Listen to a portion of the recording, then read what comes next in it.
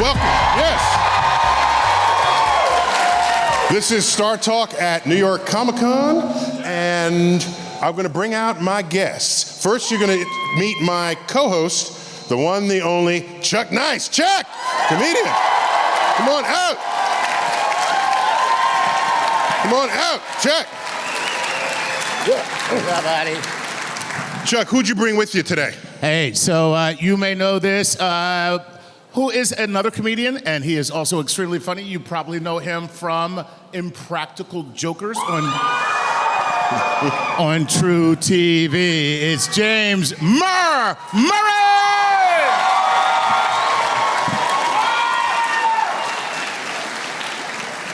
Yeah, I don't belong here. No, you're over here. Come on. All right. And so, did he tell you what we're doing tonight? What topic? You came and you didn't know what the topic is? That's love. Oh, man, you really screwed up.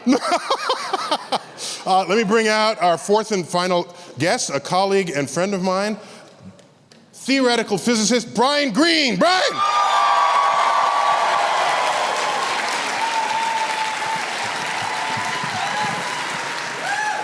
Brian, okay. Let me tell you why we brought out this firepower.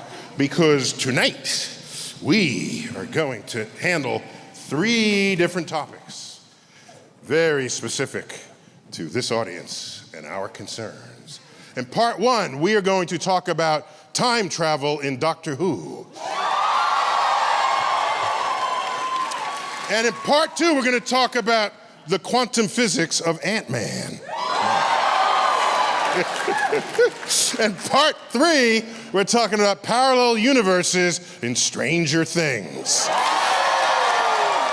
So let's do this. All right. So, and thanks for coming. This is my first time I've met you. Likewise, I've been a fan of yours literally forever. No, that would not be literally true. Right, okay. Expect a lot more of that tonight. I'm just saying. So we know Doctor Who's the longest running science fiction franchise ever on television.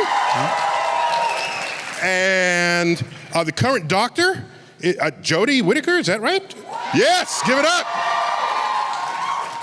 Is anyone here dressed as Jodie Whittaker? We got nobody? Okay, fine. Okay, just checking. Wow, that is almost a statistical impossibility. Yeah, so as you know, Doctor Who follows the adventures of a humanoid alien, basically, and that person travels through space and time in a wibbly wobbly, timey wimey way. Yes. And so, given these facts, what we really want to know, Brian, is travel through time theoretically possible?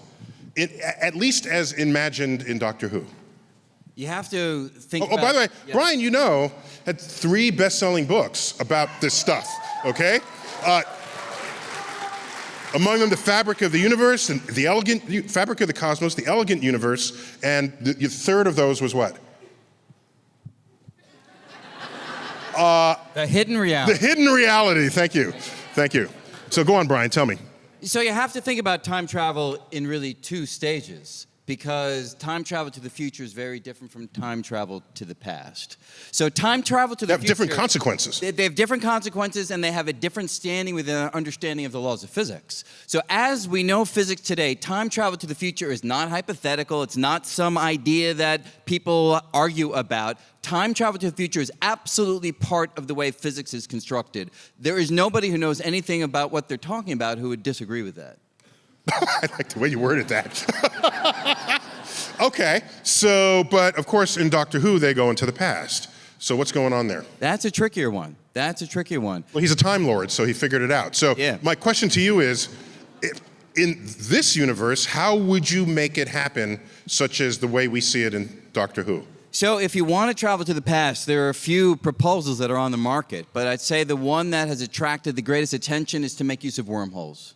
Okay. So a wormhole is a tunnel through space. It's a shortcut, like any ordinary tunnel in the real world. It takes it from one point in space to another point in a more direct manner. So rather than going over the mountain, you go through the mountain. You go right through the mountain. Now that is a tunnel from a point in space to another point in space. But here's the thing. If you take one of the openings of the wormhole and you put it near a black hole and you let it hang out there, according to Einstein, time will elapse more slowly near the edge of a black hole because of the powerful gravity. Yes. And that means that time at this opening of the wormhole will be different from time at the other opening of the wormhole. Which is farther away from the black hole. Farther away from the black hole, feeling a different gravitational force. Yes. Which means now when you go through the wormhole, you're not just going from one point in space to another point in space. You're going from one moment in time to a different moment in time. Well, why does that mean you're going backwards? Well, one direction is forward, one direction is backward. So it's depending on the direction that you go through the tunnel, it tells you the direction in time that you're traveling. Ooh. There is another way to travel back in time. Scrapbooking is a fantastic way. Facebook memories. You see those video collections they do? You go right back in time. You're transported there instantly. So That's all I got. Also Einstein-Rosen bridges. Of course, that's stupid. Right, everybody knows that. But everyone knows that. So what about the something conjecture, the Chronology protection conjecture. chronology protection conjecture? Yeah. I believe I have a condom named that.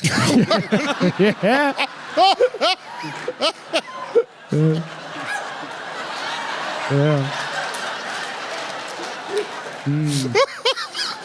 That's for when you're looking for a good time. All right, the chronology protection conjecture. So so that sounds like time travel backwards should not be allowed. Yeah, this is an idea that came from Stephen Hawking. And he... Stephen Hawking, moment of silence. And I love how he looks at me like I know Stephen Hawking. Stephen Hawking. And he asked the question I think all of us ask, which is, if time travel to the past is possible, where are the time travelers? Right? I've heard it hypothesized that the reason why the Titanic sank is everyone wanted to go back to the Titanic the first day a time travel device was invented. And then there were millions of people crammed on the Titanic and then it sank. What? Why would you go teleport to a sinking ship? No, because they wanted terrible idea. They wanted to experience a bit of history. Yeah. And some of you may remember, old-timer, I'm an old-timer, the very first episode of Time Tunnel, they went back to the Titanic. Yeah. Okay, 5 of you are over 50 in the room. I was gonna say. Remember, It's like either they're old or your geek level is off the charts. Like, that's super cool. Did he say why not both? I stand corrected, you old geek.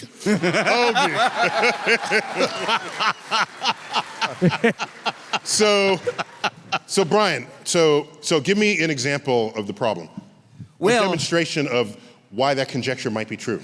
Well, the puzzle is, if you go to the past and you change things that prevent, for instance, your own birth, how were you there in the first place to make that change? So the usual example we talk about, you see it in Back to the Future, many other incarnations of these ideas. You go back to the past and you prevent your parents from meeting, right? So how were you there to execute that action if your parents never met, so you were never born? So you run into this logical paradox if you allow certain kinds of changes to the past to take place. Now, there are ways out of this, so you don't need the chronology protection conjecture, which would say you can't travel to the past. You could simply have it that the laws of physics prevent you from ever changing anything that was in the past. Namely, if you go to the past, you were always at that moment. There was never a version of that moment when you were not there. So it's always self-consistent because moments of time just are. They can't change. Could it be, for example, let's say I figure out how to send tachyons in a text message. These are the hypothetical particles that would travel backwards in time. Yeah. I see you walking, you're a good friend of mine, you're walking down the street, and you slip on a banana peel. And I said, oh, let me warn my friend that he's about to slip on a banana peel. So I quickly pull out my tachyon texting device. You're a better friend than I am, that's all I'm saying. Because that's hilarious, and I'm not warning you of anything. Oh my God, can you sext through time? That'd be amazing. So I send a text, I said, Brian, watch out for the banana peel. So then it goes backwards in time. So then are you suggesting what might happen is you're walking down the lane, and then I send you a text, And then you pick it up to read it. It says, watch out for the banana peel. And you slip on the banana peel because you were reading my text. Yes, exactly right. So that is so what you're saying is you can't change because no matter what, you were there. Period. That's Whatever right. that moment in time was, you were already there. He fell on his ass no matter what. Or the influence was there. Or the influence was there. Exactly. Is there another possibility that when you go back in time and if you change something, it splinters off to its own different universe? That's the other possibility. Yes, That's thank you. mind-blowing stuff. Yeah. So the other idea is that you can change. I just the fist past. pounded with Neil deGrasse Tyson. Sorry, NDT baby. So you can change the past, but you can't change the past of your own universe. So if you go back into the past and say you prevent your parents from meeting, you're preventing them from meeting in a parallel copy of the universe within which you were born. So if they don't meet, that means you won't be born in that universe, but there's no mystery of where you came from. You were born in this universe where your parents did meet. See, but I have a whole different theory. You go back in time to keep your parents from meeting, but unfortunately, you get there just too late, and instead, you actually see the moment of your own conception. And then, because you witnessed that, you take out a gun and kill yourself.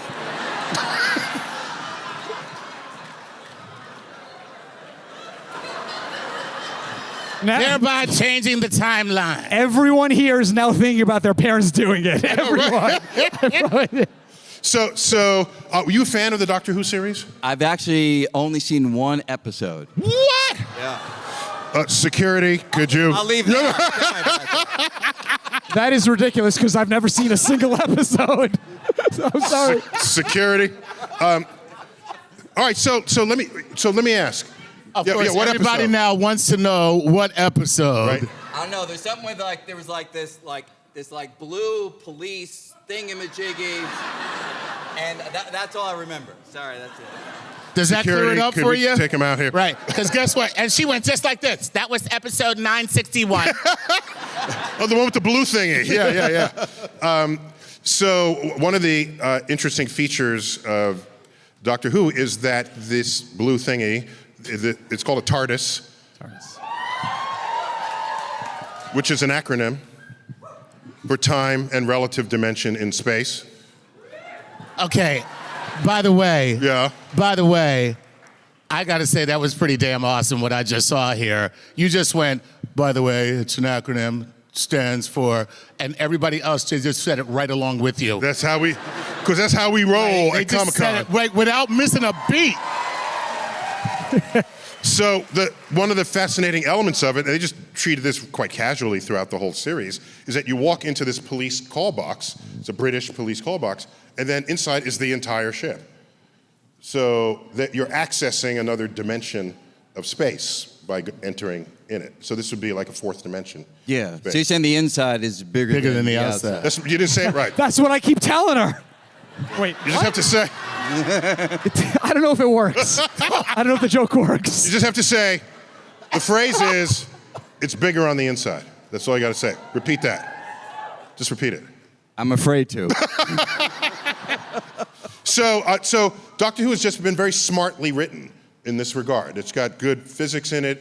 And yes, it's fiction, but it's got you thinking about how events can influence for past and future. And this is why they say time is this wibbly wobbly, timey wimey. It's not so rigid that's going to follow what you think is a strict law of physics. It's got some more sort of chaotic elements to it. But it has a single timeline, or it has multiple timelines?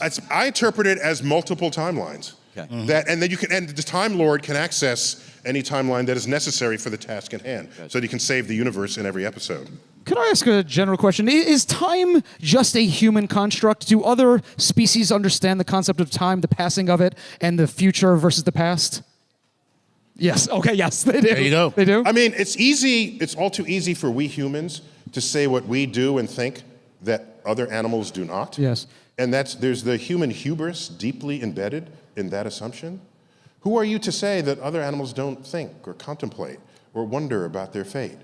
And maybe we are pitied by eagles because our vision sucks compared to that of eagles.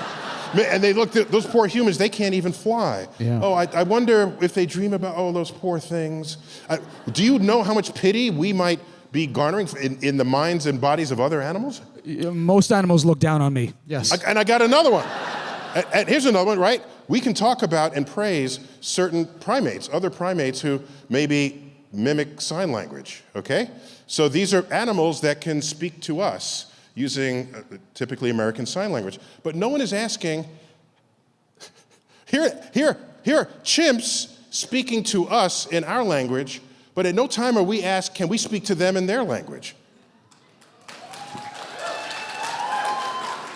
So they're smart enough to speak our language, we're not smart enough to speak theirs. Yeah. So I don't know.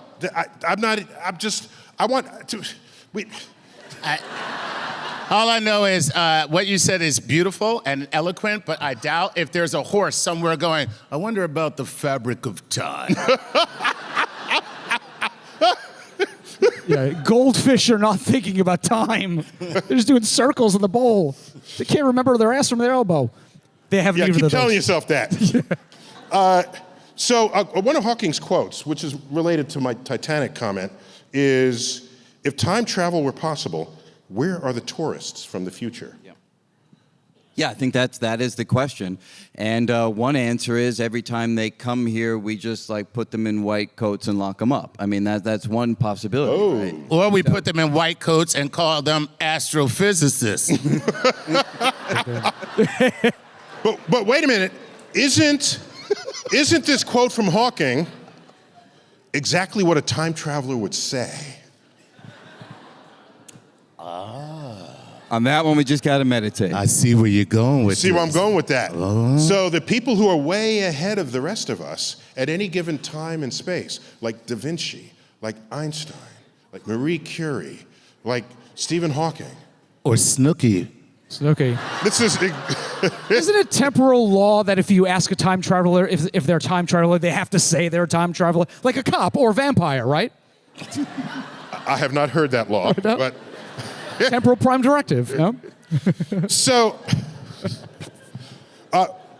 what is the causal loop paradox? Is that something I just learned about? Causal loop paradox? Sorry, causal loop paradox. What is that? Yeah, so you don't want to have loops in space and time in which you can't have cause and effect be logically consistent, right? So we're all used to things in the past affecting things in the future, but if time loops around, then the future actually can affect the past. So the danger in a theory, and one of the diagnostics we use to see if a theory is healthy, is to make sure it doesn't have any of these closed time-like curves in which cause and effect would be muddled up by the structure of space-time. This is a philosophical bias you are implementing on the universe itself. It's a little bit more than philosophical because you want the unfolding of events to be internally consistent. You're saying you want something to be true in the universe. That sounds like you're begging Let for me just say, God needs it to be that way, right? Because if the laws of physics yield inconsistent results, then everything falls apart. Everything No, we just live in an inconsistent universe. You have a problem with that. No, what it means is our understanding is messed up. Clearly, the world makes sense. No. Right? Not the... Yeah. I take that back. Oh my God. I used to believe that. I take it back now. World makes... I just love that your voice cracked like you were a teenager when you said no. Clearly the word no. All right, so do you think one day we'll have a machine that'll just send us forward in time? We know it's possible, but why aren't we doing it actively? Well, I think we do have a machine in principle, right? We just can't go very far forward in time because every time you go into a vehicle and you undertake a round-trip journey, you are traveling into the future. By some calculatable amount. Yeah, now at ordinary speeds, you're only going, a billionth of a second or something like that. Into the future. Into the future. But if you found yourself in a ship that was going near the speed of light, you go out for 6 months, you turn around, you come back for 6 months, you get off that ship, you will have aged 1 year. But depending on how close to the speed of light you got, when you step off the ship, Earth will be 10,000 years or 1,000,000 years into the future. You will have jumped into Earth's future, and that is what we mean by time travel. How important in the future are the survival of humpback whales? Star Trek 4. Right, because it seems like we've got to solve the humpback whale problem stat. You just need transparent aluminum, and then you can solve it. That's it. Yeah. But the faster you go to the speed of light, the slower time moves, correct? So somebody on a spaceship would age slower than somebody on Earth. They'd come back 1 year later, and the people on Earth have aged 10 years, 100 years, something like that. That's the basic idea? That's the idea. And let me add, just to close out this segment, our GPS satellites orbit high enough so that there's a measurable and important difference in its rate of time that it keeps compared to us here on the surface of the Earth. They're farther away from the source of gravity, Earth, so their time ticks faster than our clock time on the surface. And we know this, and it's Einstein's general theory of relativity. So they calculated how much faster their clocks would tick, and they correct for that before it sends us the time that ends up on our smartphones. So if you accelerate towards the speed of light, time actually slows down. Yes. Okay, hold on.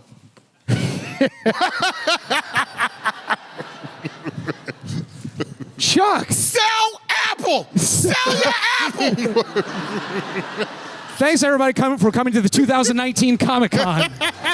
You've been gone a year, Chuck. All right, we got to bring time travel to a close. Thank you for that topic.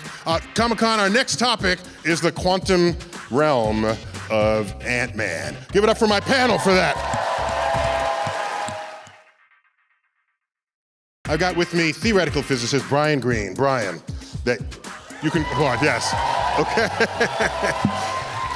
I got Chuck Nice, my co-host. Chuck,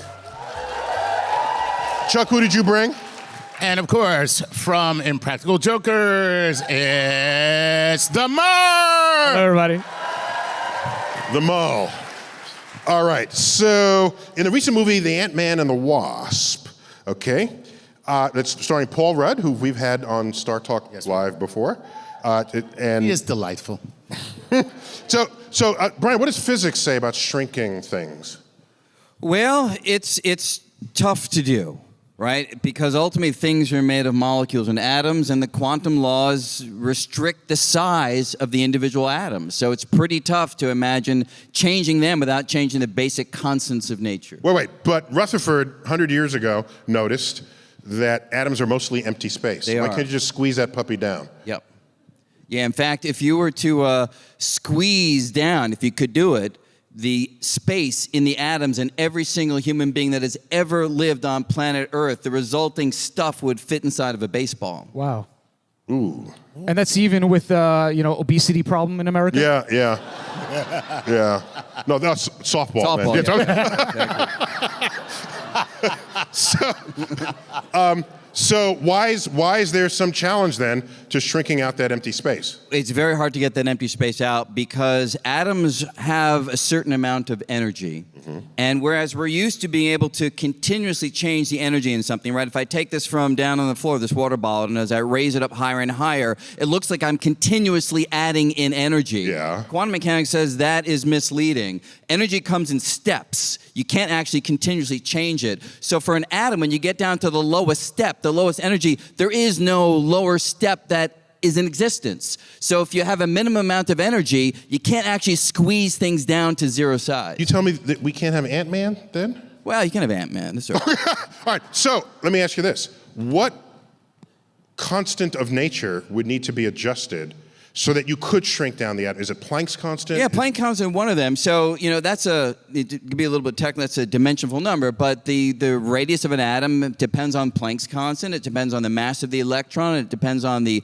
electric charge of the electron. So if you can change imagine those numbers, a zone where you influence quantum constants, you could, in principle, make a much smaller version of what existed in a larger state. You could. Now, you'd probably destroy the universe, but yes. You That's all right. We'll take that risk. But it'd be worth it, though. That'd be totally worth it. Yeah. Just to How would it make it happen. destroy the universe? What's that? How would it destroy the universe? Well, the universe depends on the values of those constants in a very specific and delicate way. You start playing this game. The speed of light, the gravitational constant. Yeah, you change the ratio of the masses, you change the strengths of the forces, you change the fundamental speeds, and for instance, stars no longer have nuclear processes, and stars don't light up. Without stars, the universe is a very different place. So in that sense, you don't just change the constants and look at how a bottle of water changes. You see how the entire universe changes. No, that's if you change the constants for the entire universe. I'm talking about changing the constants for just where Paul Rudd is standing. Okay, well, yeah. In principle, you could imagine that in your wildest dreams, but yeah. Yeah, that's what we do here. We imagine our wildest dreams. That's not even my wildest dreams. I live in a world where a reality TV star is the president, okay?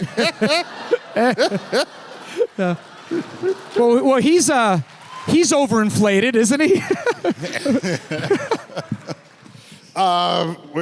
Where am I here? But yeah, in terms of shrinking, yes, if you could. Okay, so now watch what happens. Yeah. So if you shrink, now I made you smaller, but you still have the same mass. Ooh. And in the movie, Ant-Man is like riding the back of an ant.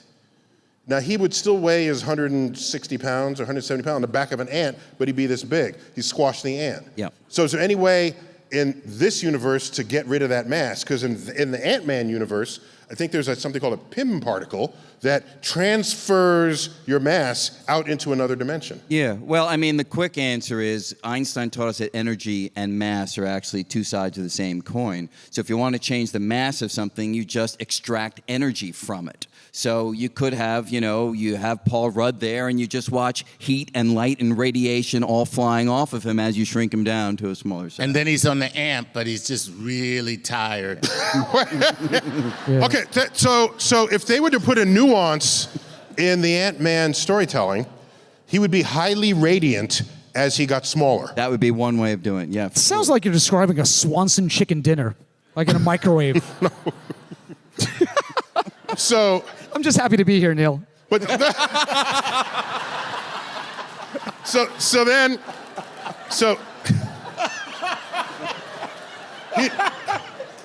does anyone still eat Swanson chicken dinner? Is that what I'm an old geek. I'm sorry. Like, do you have a girlfriend or something? No. No, yeah, that's what I'm saying. No. Right. Somebody to eat with. Yeah. It's a TV dinner. You're still eating at the thing. But they describe the quantum realm.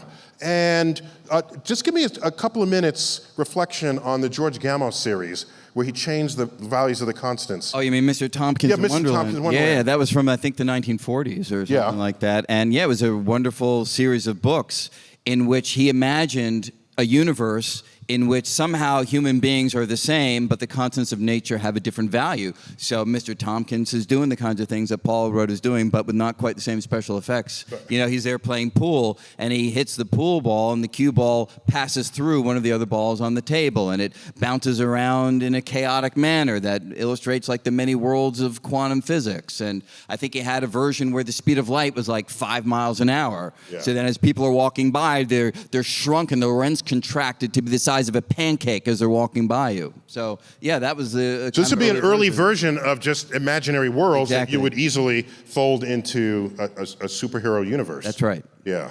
So ironically, if you were shrunk down, you would have less energy, so you wouldn't be more powerful than you would be if full size, good point. right? You would be. That's two. That's two.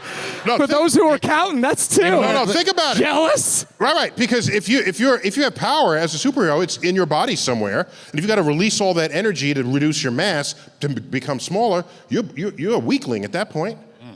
You don't have like the ant strength that people always want to talk about. Yeah, I think it has to do with like the ratio of the size to them. I mean, have to really sort of work it out in detail. But yes, in principle, you could be right.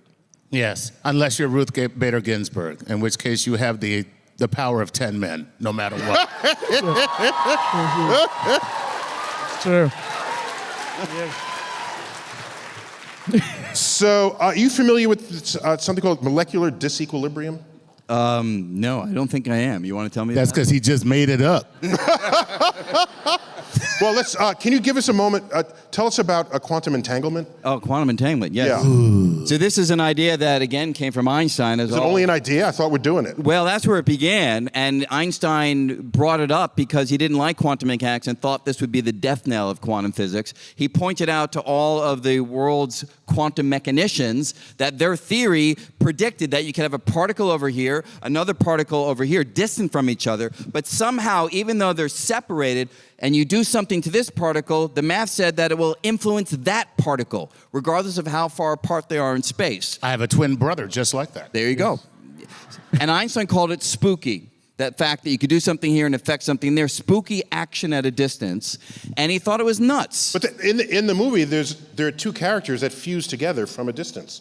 So there's a quantum thing going on, but they're macroscopic objects. You're describing just subatomic particles. Yeah, I'm talking about particles like electrons and photons, but in principle, there's nothing about the world that would prevent these kinds of entangled qualities to exist on arbitrary scales, right? Really? Yeah, it's just hard to cause the particles to maintain those quantum properties, but it's when just you have easier. ensembles of particles. Yeah, because they're all banging into each other, knocking each other around, and diluting the cohesion of the system. But you can have it in principle on arbitrarily large scales. You know what's the crazy thing is that we in our lifetimes, encryption will completely change, right? We are going to see it in the next 20, 30 years because of quantum entanglement, right? Of course, it'll revolutionize passwords and how to decrypt things like that, but the Russians will still find ways to hack it, I'm sure. So.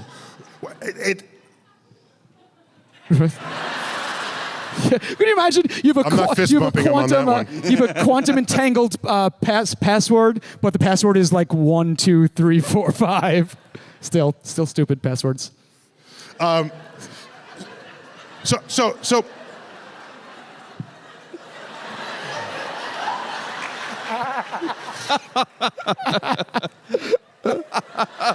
So Brian.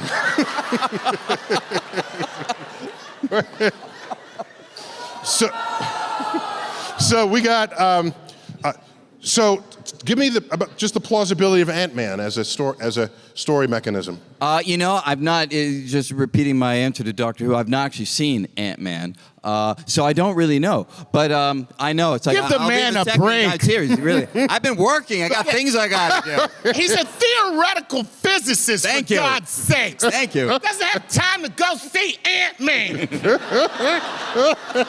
Solving the problems of the universe. And you mad because he's not sitting in the theater going, Ant-Man, this ain't half bad. Brian, we have a couple more minutes in the segment. Brian, so have we ever found a realm in which our understanding of where quantum physics actually breaks down? We've never had a single piece of data, a single experiment that has contradicted the predictions of quantum mechanics. It has never happened. That's a profound comment. Yeah. Second, we know that as you get smaller, the laws of physics manifest differently to you because different other forces dominate relative to when you're big. All right? So one of my favorite scenes in the movie A Bug's Life is when the geek ant goes to, and by the way, the theme of Bug's Life was really just the Magnificent Seven, wasn't it? Think about it. Think about it. So the colony's being terrorized by grasshoppers. One of the geek ant goes to find a set of roughneck other bugs to help protect them from these evil grasshoppers. And he goes to a bug bar. And at the bar, there's a mosquito who orders a drink. And what does the mosquito order? A Bloody Mary, of course. And so, not blood, it's a bar, of course. So it was a Bloody Mary. So what does the bartender do? Puts a blob of Bloody Mary right in front of it. Nice. That's surface tension. Surface tension! Right! Let's hear it for surface tension. So they knew, the writers of this script, even though they gave the ant only 4 legs, they knew way more physics in this movie than biology. But they... So there's the drink, and then the mosquito sticks its thing it sucks it out, and it was a beautiful moment. So my question to you is, if you get really, really quantum small, is there a point where our tiniest organisms actually need to interact in a quantum way? Or is quantum so small they're not even there yet? No, absolutely. So, think of a tardigrade. Think of a tardigrade. We love these little buggers. You're talking about those little... The water bears. You know who taught me about tardigrades? Who? The only other person in my life that's ever mentioned the word tardigrade, Paul Rudd. It all comes together, It comes together. It all comes together. Okay. But it's the case right now. So if you look at the molecular mechanisms that are in your body producing energy right now, right? Anybody in organic chemistry, they learn about ADP, ATP, the details don't matter, but those are all quantum processes where these particles are coming together and allowing your body to persist only because of the laws of quantum physics, acting themselves out trillions of times a second inside your body. So it's happening now. Wait, say that again. What about the big what? The big crush. The big crush. What about it?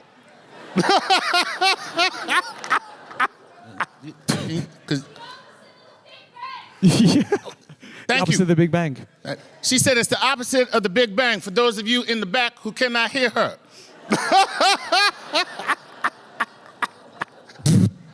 Well, so we'll get a minute from Brian on this, but then we got to get to our next segment. So Brian, at the Big Bang, I'm quoting you almost verbatim. The large was small, and quantum physics commands the small. General relativity commands the large. When the large is small, you have two very different theoretical descriptions of the universe in a shotgun marriage with one another. Thus is born the string theorist. There you go. All true. String theory. Yeah, You're going to marry my daughter and make her an honest woman. All right, so just to affirm what our conclusions have been, that Ant-Man, there are ways you can imagine it happening. You just don't want to change the laws of physics for everyone, the quantum constants. You would do it just in the zone, in the quantum realm that Ant-Man occupies. Then Ant-Man can drop. Ant-Man, if we were to do it honoring known laws of physics, he'd have to release the energy of the mass that he loses, because mass and energy are equivalent. Yeah. That would be an awesome bright light that could have made an interesting visual effect in the film. So then he gets small, he's got to get energy from somewhere, but he has sort of normal sort of bug strength at that level. So that's fine, and that's still consistent. That works. And now he's got to get back, he's got to absorb the energy back into himself. But first, he has to go save a colony of ants. So that's some complicated, he has to go back in some machine or something to come back to life, back to his size. And so you can make that work. I think we can make that work. Good to know. I wanted that affirmation. Brian Greene on... And we will not tell Paul Rudd that you have not seen either of his movies of Ant-Man. We will not tell him this, okay? Oh, I'm going to tell him.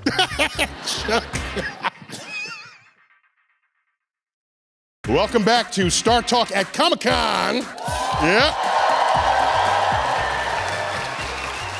I got Brian Greene, I got Chuck Nice, and we got the Mo.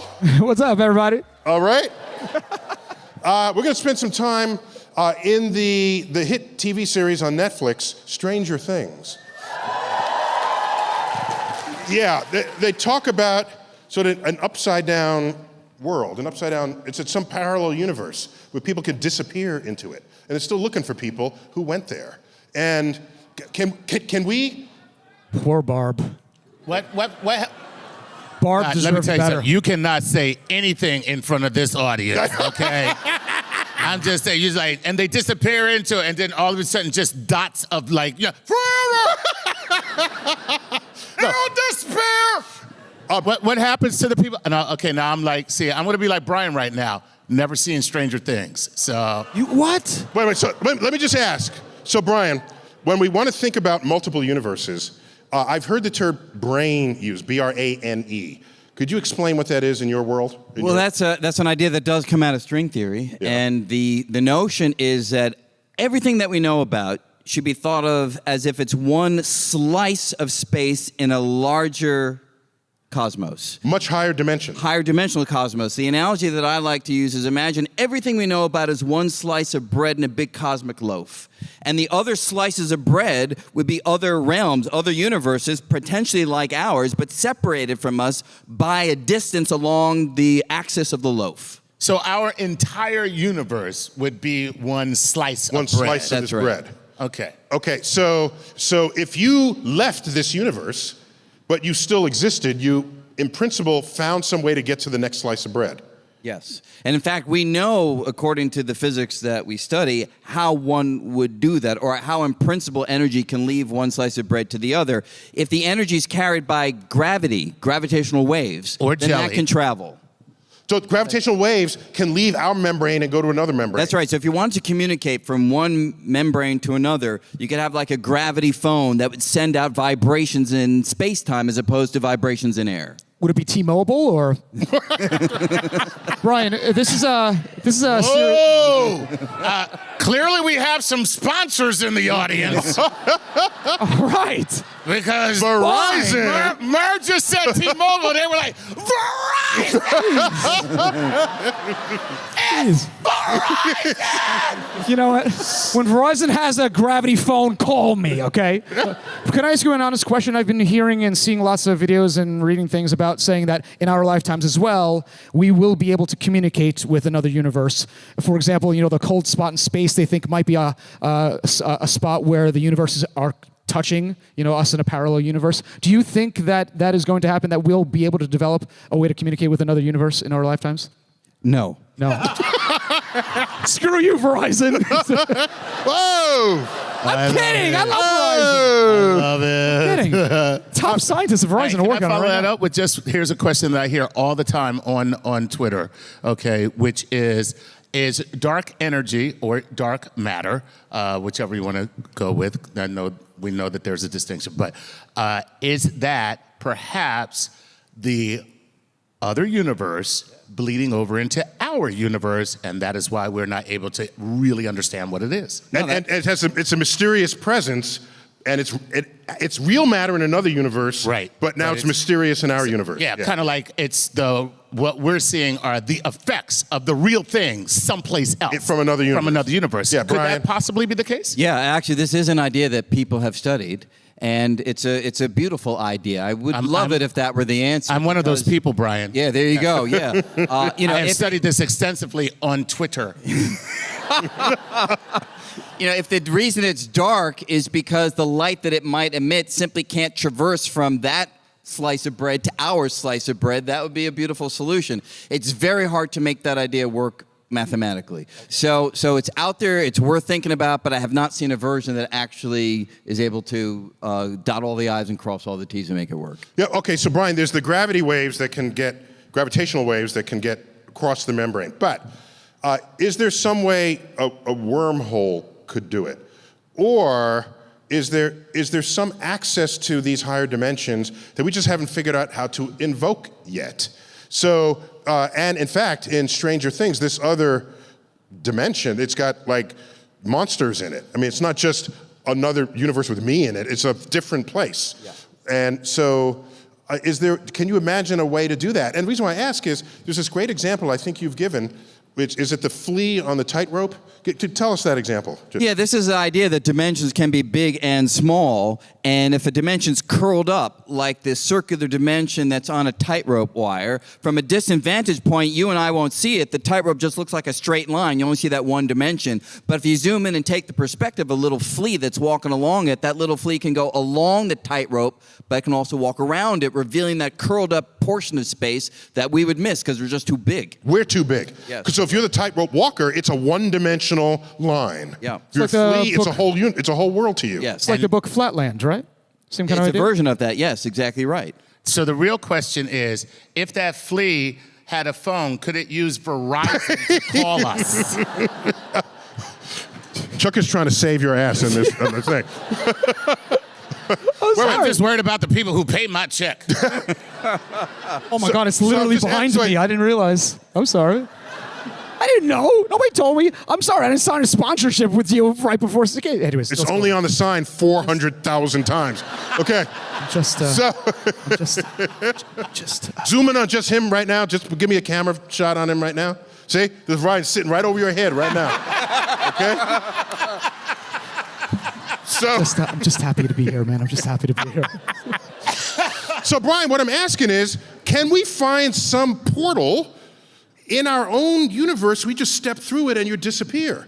What's preventing that? Yeah, well, I want that. Yeah, well, in principle, these other slices of bread, these other brain universes, are governed by the very same laws of physics that we know about. We know in our universe, you can bend the fabric of space by having a lot of energy. You can bend the bread by having a lot of mass, a lot of energy. That's what a black hole does. It creates a tunnel, an indentation, if you will, in the fabric of space. So imagine you got a black hole in that realm, a black hole in this realm, and you indent the space in such a way that they join together into this wormhole structure.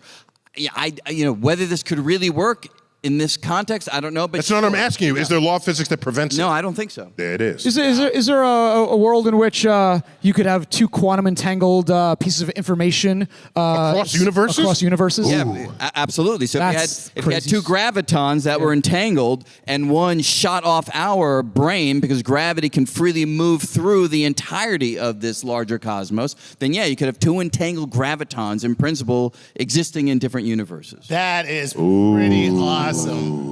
That's mind blowing. But I still can't send a text from the Staten Island ferry. I don't get it. No reception. So, what is this multi-worlds interpretation of quantum physics?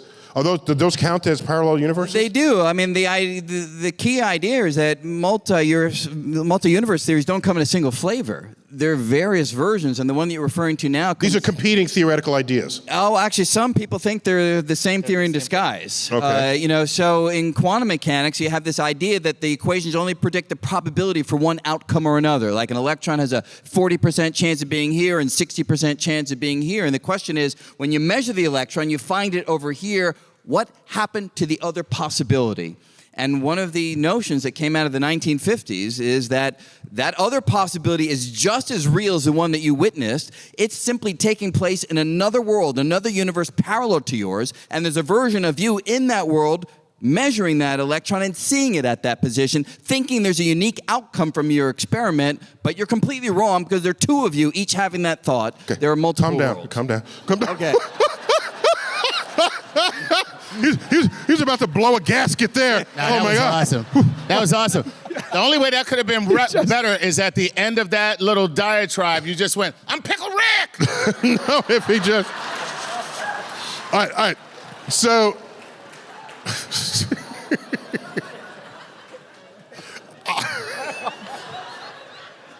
So now, where did we leave off on that? It seemed like he was about to slap Chuck. I don't know. No. He was getting very worked up. No, so we're just trying to understand that the idea that you can leave this universe and enter another one without any special arrangements, it's just there's a place and you disappear there.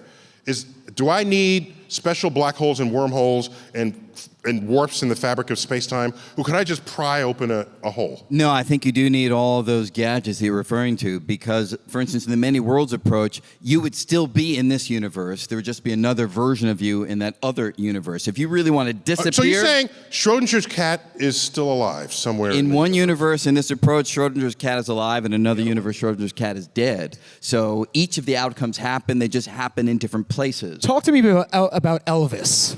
Alive, dead, and what? That did not work, that joke. I'm going to move on. Can you undo a fist bump? Is that possible? I didn't take one. I'm down to one. Back down to one. Yeah, you got docked one fist bump on that one. There's another universe where I now have 3 fist bumps.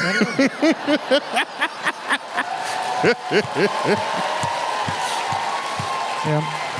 Sadly, All right, not this one. So, Brian, holding aside your loaf of bread, the multiverse, whether or not they're lined up as loaves of bread, we can still think of an infinite number of universes, and a lot of talk about there's another universe where we're all in the stage, but we're seating in a different order, or I have a goatee, which makes me evil, So I've seen that episode. Thank God. All right. So,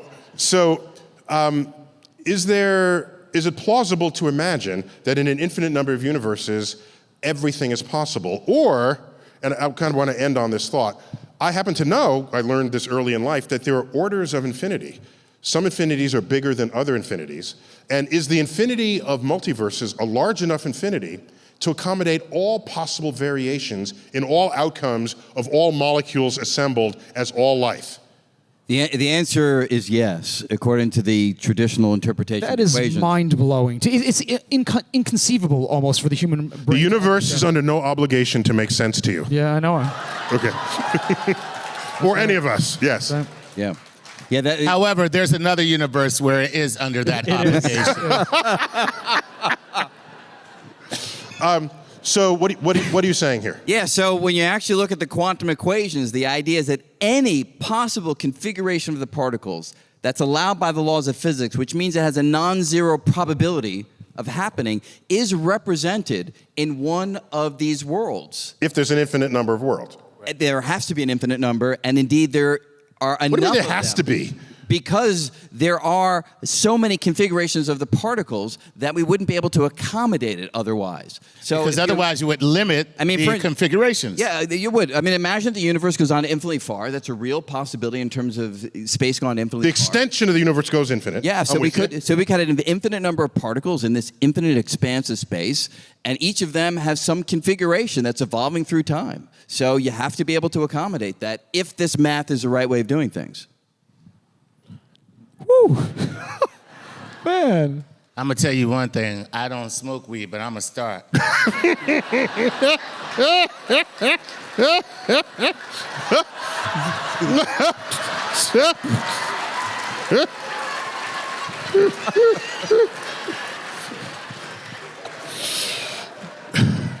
I'm just happy to be here. And now I am too. So Brian, could you offer us some parting thoughts on what you would like to see treated more seriously or more authentically in the imagination of science fiction writers based on the physics that you know? For example, we had the film Interstellar, which made great attempts to represent black holes and wormholes and time dilation and the like. Yeah. So do you see more of that, or should we leave a little extra room there for people to make up what the hell they want? Yeah, I'm a big fan of make up part of what you want, because ultimately, at least when on the one time that I've seen a film, I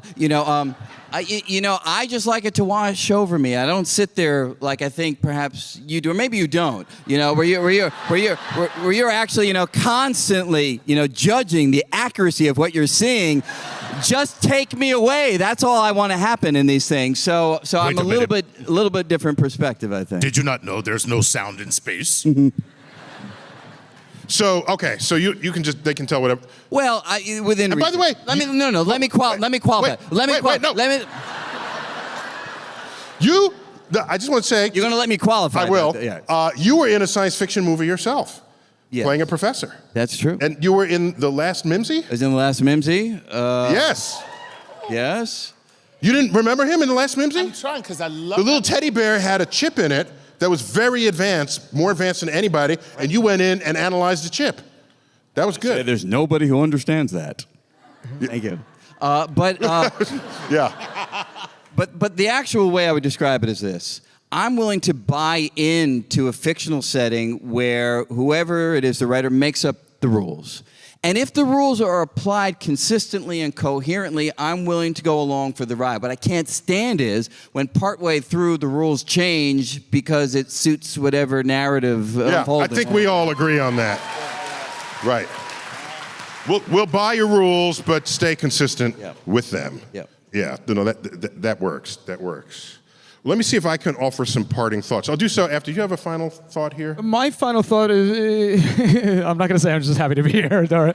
But thank you, seriously, for inviting me. It's not a final thought. No, it's not. My final thought is this. Listening to a lot of the conversation and thinking about the multiverse and how inconceivable that is, it actually makes you appreciate how incredible and special this exact moment is and the exact life you're living is, because it is only here and there's a trillion times other varieties of that in existence according to quantum physics. It just makes you really treasure and value how amazing your life is right now. Ooh. Chuck? Murr, that was really cool, man. That was beautiful. It was beautiful. Except It's the weed talking, yes. Yeah, my final thought on just the entire evening is the fact that isn't it wonderful to see that science and curiosity has reached a place where 3,000 people can convene in New York City in an arena to listen to two scientists talk about the possibilities and wonder that is indeed science. And because of people like you, I have faith that we may indeed be all right after all.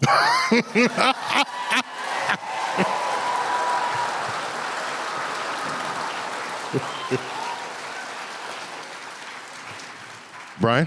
After that, I got nothing to add. You got nothing? So let me offer some brief reflections. It was the 1890s when Percival Lowell, a wealthy amateur astronomer who had enough money to build one of the finest telescopes ever in the world and put it on a mountaintop in Arizona. And his observatory is called Lowell Observatory. He, among other things, launched the search that discovered Pluto, just so you know. There's some Pluto lovers out there. Just get over it. Don't get me started. So, too soon? Too soon, okay. So he believed he saw canals on Mars. And it's because he didn't understand Italian. There was an Italian astronomer who wrote that he may have seen channels on Mars with his telescope. And the word channel in Italian is canale. So he reads this and says, oh, somebody sees canals on Mars, but I have the best telescope at the best location. Let me look. I bet I can see them better. And so he looks, and he thinks he sees canals on Mars. And if a channel is different from a canal, why? Because a channel is just something that running water makes. A canal is something intelligently constructed. And he publishes books on this. First book was titled Mars. Next one, Mars and its canals. And he has maps of the surface of Mars with canals connecting nodes to the poles. We all know Mars has polar ice caps. Even when we will lose ours, Mars will still have its. So, these were canals, and he was imagining that these were cities that were losing their water supply, and they were melting the ice caps and bringing water in this huge irrigation system, redistributing water across its surface. This was published in the 1890s. Within a few years of this, H.G. Wells wrote War of the Worlds, inspired by those observations. If there is life on Mars, I'm going to write a story about it. I'm going to take our imagination to a new place. H.G. Wells was scientifically literate, and he had the imagination of any brilliant writer, that any brilliant writer should. So, when I see all of the storytelling that goes on, the stories that we celebrate here at Comic-Con, all dimensions of those stories, all the creativity from the writers, the producers. One of the most beautiful things for me about Comic-Con is, yes, you can bring in the actors, but the longest lines are going to be the ones for the writers and the creative storytellers, because you know, this audience knows that this is the source of that creativity. And so here we had, just within a couple of years, a creative person with the science literacy create this terrifying story about Martians coming to Earth. I do not ever want to see an end to the creativity following the progress of science, giving us no end of stories to take us into the future so that we can have Comic-Cons until all the universes recollapse. And that, I like to think of that as a cosmic perspective. I want to thank you all, New York Comic-Con, for coming out for StarTalk at New York Comic-Con. Neil, wait. What's that? Before you say goodbye, because I don't want there to be an official end of the show until people recognize that in just about 3 hours from now, it'll be Dr. Neil deGrasse Tyson's birthday! Whoa!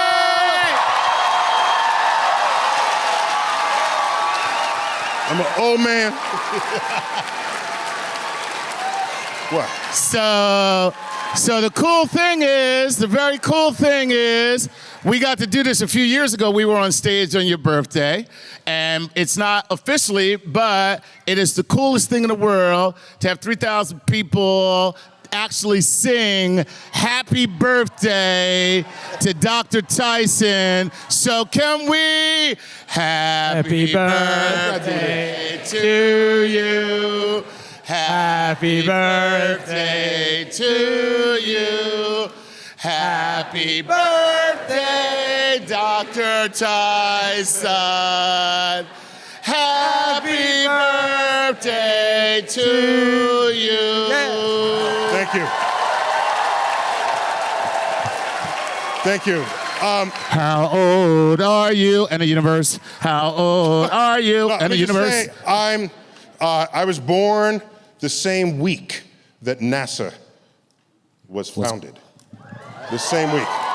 And so NASA and I are the same age. We feel each other's pains. When NASA looks at Neil, it says, Neil, I'm your father. Here's what I want to do, with your permission.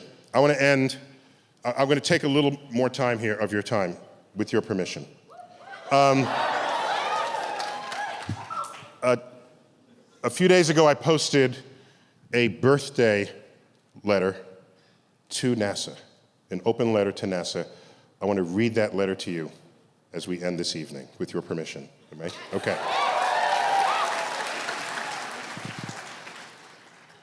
Dear NASA, happy birthday. Perhaps you don't know, but we're the same age. In the first week of October 1958, you were born of the National Aeronautics and Space Act as a civilian space agency, while I was born of my mother in the East Bronx. Don't lie to me, there ain't that many people from the Bronx here in this room right now.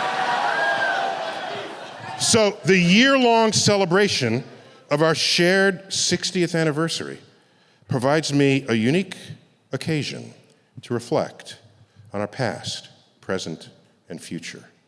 I was 3 years old when John Glenn first orbited Earth. I was 7 when you lost astronauts Grissom, Chaffee, and White in that tragic fire of their Apollo 1 capsule on the launch pad. I was 10 when you launched Armstrong and Aldrin, when you landed Armstrong and Aldrin on the moon. And I was 14 when you stopped going to the moon altogether. Over that time, I was excited for you and for America. But the vicarious thrill of the journey, so prevalent in the hearts and minds of others, was absent from my emotions. I was obviously too young to be an astronaut, but I also knew that my skin color was much too dark for you to picture me as part of this epic adventure. Not only that, even though you are a civilian agency, your most celebrated astronauts were military pilots at a time when war was becoming less and less popular. During the 1960s, the civil rights movement was more real to me than it surely was to you. In fact, it took a directive from Vice President Johnson in 1963 to force you to hire black engineers at your prestigious Marshall Space Flight Center in Huntsville, Alabama. I found the correspondence in your archive. Do you remember? James Webb, then head of NASA, wrote to German rocket pioneer Wernher von Braun, who headed the center and who was the chief engineer of the entire manned space program.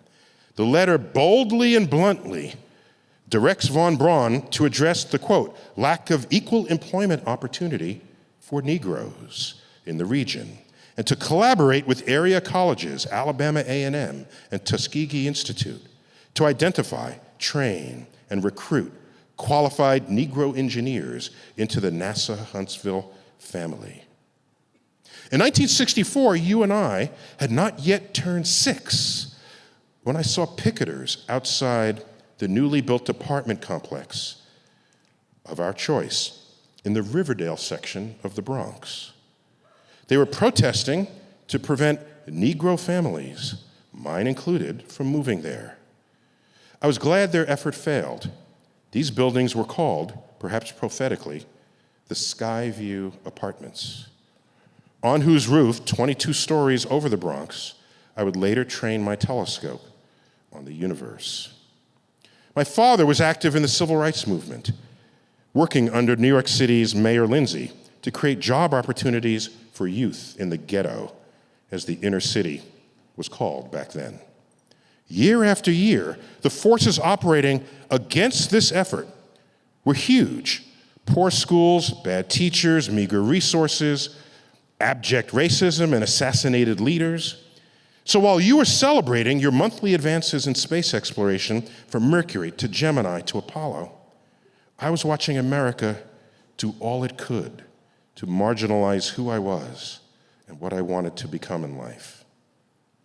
I looked to you for guidance, for a vision statement that I could adapt, that would fuel my ambitions, but you weren't there for me.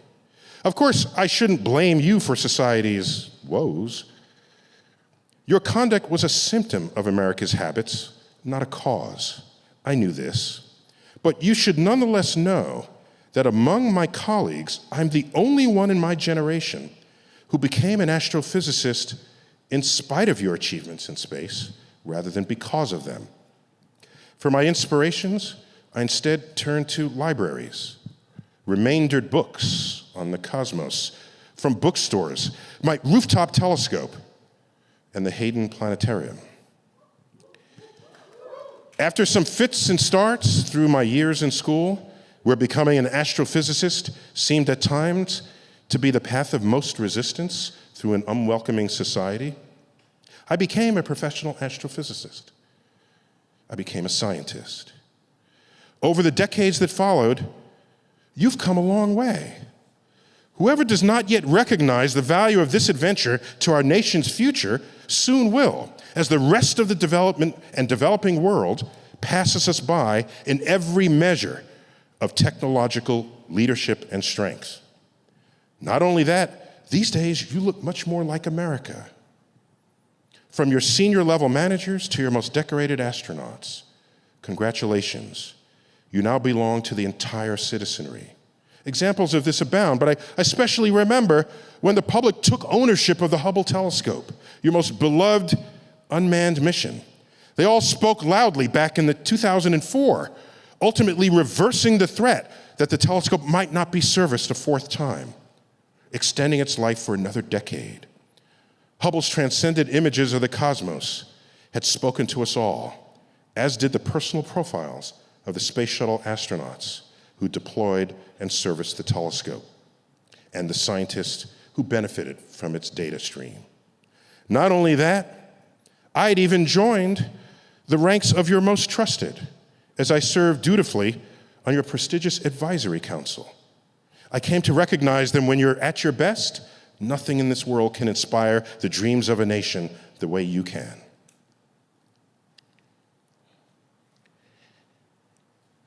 Dreams fueled by a pipeline of ambitious students eager to become scientists, engineers, and technologists in the service of the greatest quest there ever was. Sorry.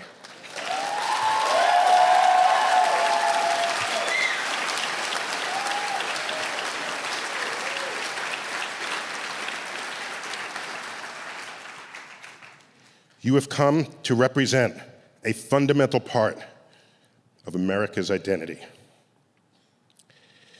not only to itself, but to the world. So as we both turn 60 and begin our 61st trip around the sun, I want you to know that I feel your pains and share your joys. And I look forward to seeing you back on the moon. But don't stop there. Mars beckons, as do destinations beyond. Birthday buddy, even if I have not always been, I am now your humble servant, Neil deGrasse Tyson. Thank you all.